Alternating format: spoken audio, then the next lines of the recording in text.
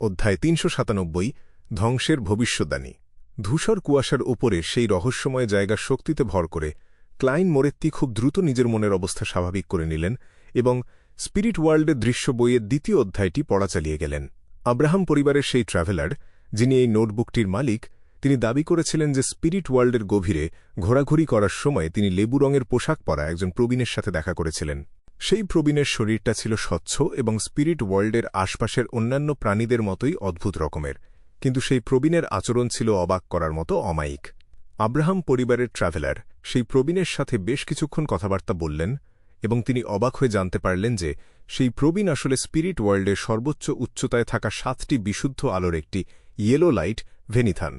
ভেনিথান Abraham পরিবারের ট্র্যাভেলারকে জানালেন যে তার নিজস্ব বৈশিষ্ট্য হল যুক্তি আর খাপ খাইয়ে নেওয়া। তিনি অ্যাস্ট্রোমেন্সির প্রতীক এবং তার রত্ন হল পান্না। ভেনিথান খুব উদ্বেগের সাথে একটি ভবিষ্যদ্বাণীর কথা উল্লেখ করলেন যা তার নিজেরই ছিল।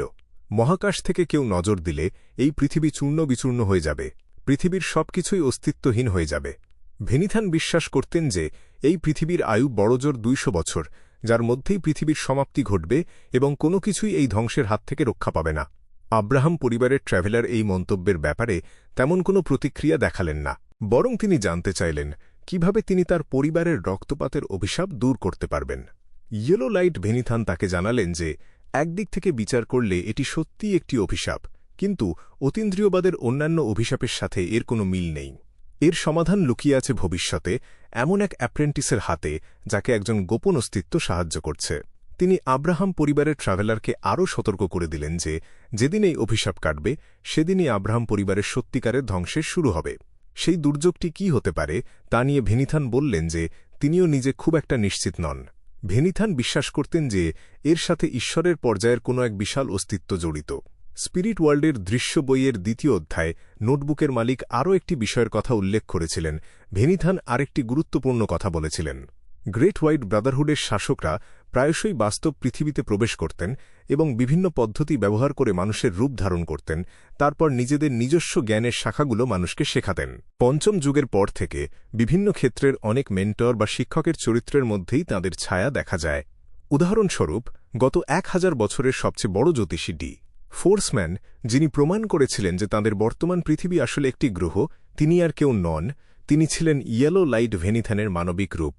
এর ভিত্তিতে নোটবুকের মালিক একটি তত্ত্ব তৈরি করলেন। রোজেল গুস্তাভো, যাকে অনেকগুলো ক্ষেত্রের মেন্টর হিসেবে গণ্য করা যায়, তিনি আসলে কোন বিশুদ্ধ আলোর অবতার ছিলেন? না, রোজেল গুস্তাভো তা ছিলেন না। যদি ওভাবে চিন্তা করতেই হয়, তবে রোজেল গুস্তাভো সম্ভবত গ্রিন লাইট ক্লাইন নিজের হাত তুলে কপালে ঘষা দিলেন। এর থেকে ক্লাইন বিচার করলেন যে এই নোটবুকের মালিক খুব প্রাচীন কোনো বিয়ন্ডার ছিলেন না। তবে নোটবুকের মালিক রোজেল গুস্তাভোকে এম্পেরর বলে সম্বোধন করেননি, যা থেকে বোঝা যায় যে স্পিরিট ওয়ার্ল্ডে এই ভ্রমণের ঘটনাটি সম্ভবত তখন ঘটেছিল যখন রোজেল গুস্তাভো কেবল একজন কনসাল ছিলেন, অথবা যখন তার এম্পেরর হওয়ার ঘোষণাটি সবার কাছে পুরোপুরি স্বীকৃত হয়নি। অবশ্য এমনও হতে পারে যে আব্রাহাম পরিবারের বিয়ন্ডাররা টিউডর এম্পেরর ছাড়া অন্য কাউকে এম্পেরর হিসেবে মানতে অস্বীকার করেছিলেন। এমন একজন ট্র্যাভেলার যিনি স্পিরিট ওয়ার্ল্ডে ঘোরাঘুরি করতে পারেন, তিনি অবশ্যই অনেক উচ্চ সিকোয়েন্সের বিয়ন্ডার হবেন। তিনি যদি আসলেই অনেক উচ্চ সিকোয়েন্সের বিয়ন্ডার হতেন, তবে মিস্টার ডোরকে অনেক আগেই উদ্ধার করা সম্ভব হতো এবং সেই তথাকথিত রক্তপাতের অভিশাপ আর থাকত না। তাই ক্লাইন মনে মনে ভাবলেন এই ডায়েরির মালিক হয়তো সিকোয়েন্স 5-এর কোনো বিয়ন্ডার হবেন, অথবা কোনো অতীন্দ্রিয় বস্তুসহ সিকোয়েন্স 6-এর বিয়ন্ডার। যদিও আব্রাহাম পরিবারের এখন পতন ঘটেছে, তবুও তারা একেবারে দুর্বল নয়। কেন? ইয়েলো লাইট ভেনিথানের ভবিষ্যদ্বাণীর ডেমোনেস সেক্ট এবং অরোরা অর্ডারের ভবিষ্যদ্বাণীর মতো শোনাচ্ছে। পৃথিবীর ধ্বংস কি সত্যিই এগিয়ে আসছে? আমি যে সময়টা অনুমান করেছি সেই অনুযায়ী পৃথিবীর ধ্বংস হতে তো মাত্র 20 থেকে 30 বছর বাকি। ক্লাইন ভ্রু কুঁচকে এই কথাগুলো ভাবতে লাগলেন। রোজেল গুস্তাভ 1923 সালে কনসাল হয়েছিলেন এবং এখন সময়টা নভেম্বর 1345 সাল, অর্থাৎ 2100 বছর পার হয়ে গেছে। এবং ইয়েলো লাইট ভেনিথান সেই সময়ে ভবিষ্যদ্বাণী করেছিলেন যে পৃথিবীর ধ্বংস 200 বছরের মধ্যেই হবে। ক্লাইন যে সময়ের ব্যবধানটা অনুমান করেছিলেন সেটা মাথায় রাখলে বলা যায় পৃথিবীর ধ্বংস হতে আর হয়তো 24 থেকে 50 বছর বাকি থাকতে পারে। রোজেল গুস্তাভ 1909 সালে নিজেকে এম্পেরর ঘোষণা করেছিলেন এবং 1909 সালে তাঁকে হত্যা করা হয়েছিল। যদিও স্পিরিট ওয়ার্ল্ডের দৃশ্য বইয়ের প্রথম 2টি অধ্যায় কোনো ব্যবহারিক জ্ঞান পাওয়া যায়নি, তবে এটি ক্লাইনের দৃষ্টিশক্তি পুরোপুরি খুলে দিয়েছিল, যার ফলে তিনি স্পিরিট ওয়ার্ল্ডের পরিস্থিতি এবং 7টি বিশুদ্ধ আলো ও গ্রেট হোয়াইট ব্রাদারহুডের অস্তিত্ব সম্পর্কে অনেকটা বুঝতে পেরেছিলেন। তাহলে যখন কেউ নিজেকে স্পিরিট বডি স্টেটে রূপান্তর করার পর প্রয়োজনীয় আচার পালন করবে, তখন খুব উঁচুতে যে বিশুদ্ধ আলো দেখা যাবে সেগুলোই হল স্পিরিট ওয়ার্ল্ডের বিশুদ্ধ আলো। তাছাড়া তারা জীবন্ত এবং তাদের নিজস্ব চিন্তাভাবনাও আছে কত অলৌকিক। স্পিরিট ওয়ার্ল্ডের দৃশ্য বইয়ের প্রথম দুটি অধ্যায়ে যে ব্যবহারিক জ্ঞান একেবারেই নেই তা বলা যাবে না। অন্ততপক্ষে আমি এখন জানি যে ইয়েলো লাইটের আসল নাম ভেনিথান এবং তাঁর রত্ন হল পান্না। আমি অনেক বিস্তারিত তথ্য জানতে পেরেছি এবং আমি এগুলো ব্যবহার করে গোপন আচারের নকশা তৈরি করতে পারি যা সরাসরি তার দিকে নির্দেশ করবে, কিন্তু আপাতত এগুলোর কোনো ব্যবহার নেই। ক্লাইন কিছুক্ষণ চিন্তা করলেন, তারপর নকল করা নোটবুকটি বন্ধ করে বাস্তব পৃথিবীতে ফিরে এলেন। ইয়েলো লাইট ভেনিথানের সাথে যোগাযোগ করার চেয়ে তাঁর কাছে এখন অনেক বেশি গুরুত্বপূর্ণ কাজ আছে। ক্লাইন এক টুকরো কাগজ নিলেন, কলম তুলে নিলেন এবং আবিষ্কারক লেপার্ডের কাছে একটি চিঠি লিখলেন। সেখানে তিনি জানতে চাইলেন যে সাইকেলের পেটেন্ট অনুমোদনের প্রক্রিয়াটি কোনো পর্যায়ে আছে, কেন সেটি এখনও সফল হয়নি এবং লেপার্ডের কোনো আইনজীবীর সাহায্যের প্রয়োজন আছে কিনা। ম্যাজিশিয়ান বা জাদুকরের নীতিগুলো প্রতিষ্ঠিত হওয়ার পর পোষণটি পুরোপুরি হজম করতে তার 2 মাসের বেশি সময় লাগার কথা নয় এবং তাকে খুব দ্রুত টাকা জমাতে হবে যাতে তিনি পরের ধাপে অর্থাৎ ফেসলেস বা মুখহীন হওয়ার জন্য প্রয়োজনীয় বিয়ন্ডার উপকরণগুলো কিনতে পারেন। এগুলোর মধ্যে দ্য সান হয়তো অল ব্ল্যাক আইয়ের কারণে একটি উপকরণ বিনামূল্যে দিতে পারবে, কিন্তু অন্য উপকরণটির ব্যবস্থা ক্লাইনকে নিজেই করতে হবে। তার জানামতে সিকোয়েন্স 6-এর বিয়ন্ডার উপকরণগুলোর দাম 1,500 পাউন্ডের বেশি এবং সাধারণত এগুলোর চাহিদা যোগানের চেয়ে অনেক বেশি থাকে। দুটি প্রধান উপকরণের পাশাপাশি অতিরিক্ত উপকরণগুলোর মধ্যে রয়েছে 1000 ফেসড হান্টারের রক্ত এবং ডিপসি নাগার চুল। এই দুটি জিনিস অত্যন্ত বিরল এবং এগুলোতে অনেক আধ্যাত্মিক শক্তি থাকে যা এগুলোকে খুব দামি করে তোলে। টাকা আয় করা সত্যিই কঠিন, কিন্তু খরচ করা খুব সহজ। আমি যদি ওয়ারউলফ এবং ইন্টারোগেটরের বিয়ন্ডার বৈশিষ্ট্যগুলো বিক্রি করতে পারতাম, আমি এখন 1 পয়সাও অপচয় করতে পারি না। ক্লাইন খামটি আটকে দিলেন এবং তাতে একটি স্ট্যাম্প লাগিয়ে দিলেন। তিনি জানতেন তার কাছে এখন কত টাকা আছে, গুনতেও হল না। নোট হিসেবে 624 পাউন্ড এবং 5টি 1 পাউন্ডের স্বর্ণমুদ্রা, সাথে 7টি সোলি নোট এবং কিছু তামার পয়সা। ঠিক আছে। মিসেস ম্যাজিশিয়ান মিস শিও দেরেচার জন্য শেরিফ বিয়ন্ডার বৈশিষ্ট্য কেনার জন্য 600 পাউন্ড দেবেন। আমি আশা করি তারা যত তাড়াতাড়ি সম্ভব টাকার ব্যবস্থা করতে পারবে। ক্লাইন মনে মনে সেই 2 নারীকে উৎসাহিত করলেন।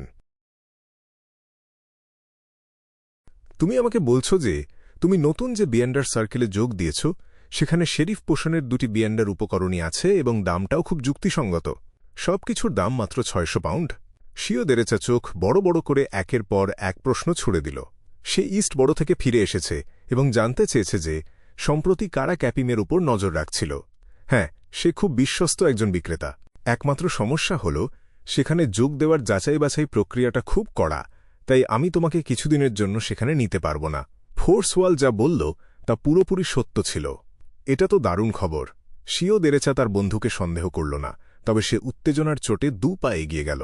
হঠাৎ শিও দেরেচার মুখের ভাব গম্ভীর হয়ে গেল। কিন্তু আমার কাছে তো যথেষ্ট টাকা নেই। ফোর্সওয়ালের ঠোঁট কেঁপে উঠল এবং সে জিজ্ঞেস করল, তোমার কাছে এখন কত আছে? এই কাজটা থেকে পাওয়া 30 পাউন্ড জমা মিলিয়ে মোট 310 পাউন্ড, মানে আমার এখনও অর্ধেক কম আছে। শিও দেরেচা তার ছোট সোনালি চুল চুলকাতে শুরু করল। আমাকে ভাবতে দাও, আমাকে ভাবতে দাও। আমি কোথা থেকে 300 পাউন্ড ধার করতে পারি? ব্যাংক আমার মতো একজন বাউন্টি হান্টারের লোন দেবে না, এবং ওই সুদের কারবারিদের সুদ অনেক বেশি। মিস অড্রে হোলকে কি বলা যায়? শিও দেরেচা তার বন্ধুর কাছ থেকে শুনেছিল যে ফোর্সওয়াল সম্প্রতি 450 পাউন্ড দিয়ে ট্রিকমাস্টার পোষণের রেসিপি কিনেছে, তাই শিও দেরেচার ফোর্সওয়ালের কাছ থেকে টাকা ধার করার কোনো ইচ্ছা ছিল না। আমরা সবাই এত গরিব কেন? ফোর্সওয়াল দীর্ঘশ্বাস ফেলে বলল, মিসেস অড্রে হল আজকাল খুব একটা বাইরে আসেন না। মনে হয় তিনি অন্য কাজে খুব ব্যস্ত, আর তাঁর কাছ থেকে সবসময় সময় মতো টাকা পাওয়া যায় না। আমরা প্রথমে ভেরাইকাউন্ট গ্লেন্ডকে জিজ্ঞেস করতে পারি। যদি দেরি হয়ে যায় তবে বাকি টাকা আমি দিয়ে সাহায্য করব।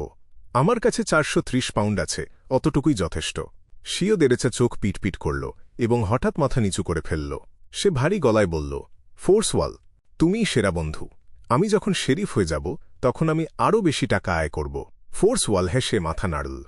তা তুমি আজ ঘর পরিষ্কার করছ না কেন? সেটা কেমন হয়?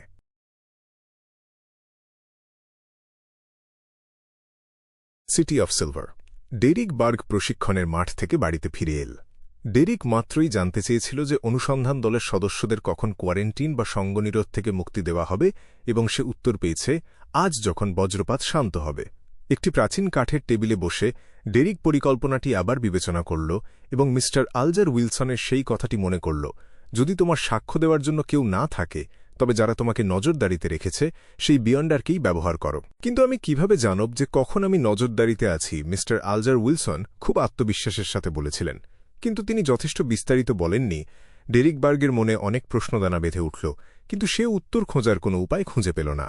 যদিও মিস্টার ফুলকে এই প্রশ্ন করাটা তার কাছে লজ্জাজনক মনে হচ্ছিল, কিন্তু সিটি অফ সিলভারের বেঁচে থাকার সাথে এই বিষয়টি জড়িত বলে সে সাহস সঞ্চয় করল।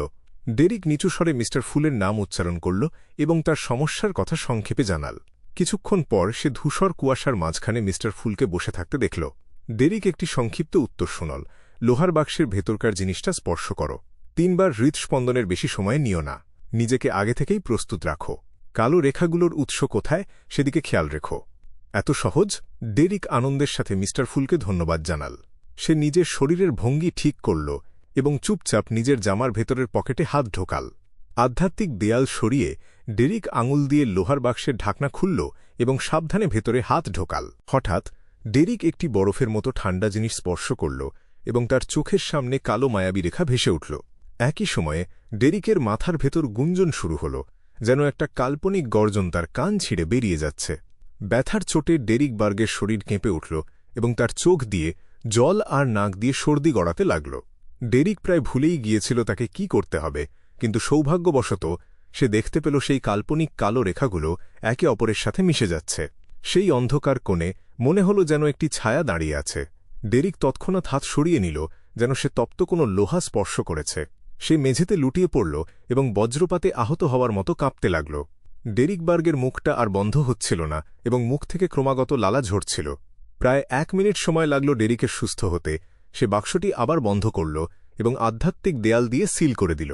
সে উঠে দাঁড়াল এবং 1 চুমুক ঠান্ডা জল খেল। ততক্ষণে সে বুঝতে পেরেছে যে এই মুহূর্তে কেউ তাকে পর্যবেক্ষণ করছে। কিছুক্ষণ পর হঠাৎ ডেরিক দরজায় টোকা শুনতে পেল। কে? সে কিছুটা অবাক হয়ে জিজ্ঞেস করল। বাইরে থেকে একটি হাসিখুশি কণ্ঠস্বর শোনা গেল। এটা আমি, ডার্ক। অনুসন্ধান দলকে কোয়ারেন্টিন থেকে মুক্তি দেওয়া হয়েছে। তুমি জানতে চাইতে না যে আমাদের এবারের অভিজ্ঞতা কেমন হল?